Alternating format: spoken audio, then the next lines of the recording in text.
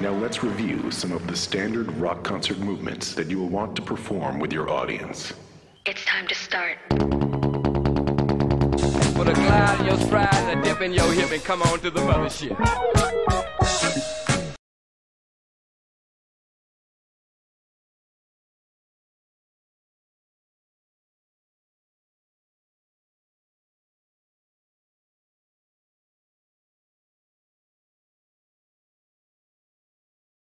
Always look on the bright side of life. Neurons are the building blocks of the human nervous system. These highly specialized cells are responsible for communication throughout the nervous system, sending and receiving information from one part of the body to another. The nervous system is comprised of many billions of neurons. Some estimates suggest the brain contains over 100 billion, and they come in many varieties, each with a highly specialized function.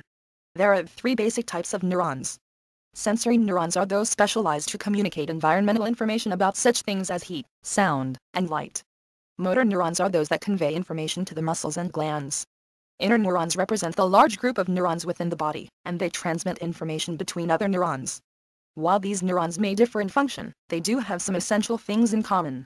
Like other cells, neurons have a cell body with a nucleus and other structures that keep them alive. Also, like other cells, the nucleus contains genes that cause a neuron to become what it is in the first place.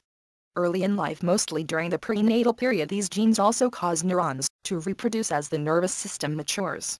The remaining structures are involved in processing information. A neuron receives signals from other neurons at branches called dendrites and at smaller receptor sites on the cell body. It sends signals to other neurons via its axon terminals. In between is the axon, which, when conditions are right, generates a signal to its terminals. Many axons also have a myelin sheath, which serves a purpose similar to that of the insulation on an electrical wire. So how exactly do neurons send information?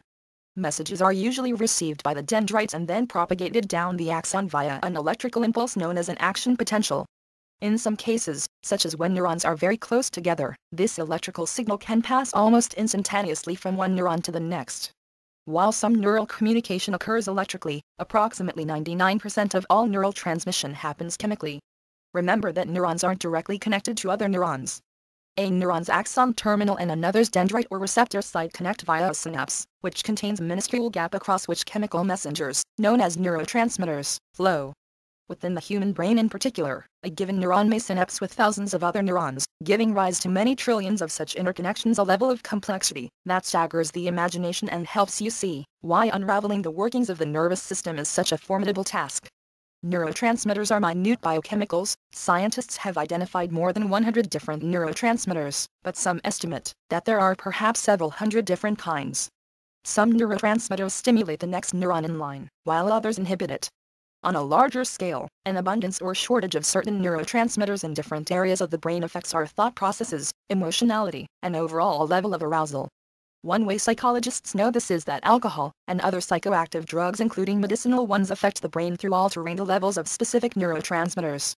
For example, depressant drugs alter certain neurotransmitter levels with the general effect of slowing down brain functioning, whereas stimulant drugs alter certain levels and speed it up. Another way neurotransmitters are implicated is through their association with certain disorders. For example, Parkinson's disease is associated with the degeneration of neurons that produce dopamine, a neurotransmitter that is essential to normal brain function.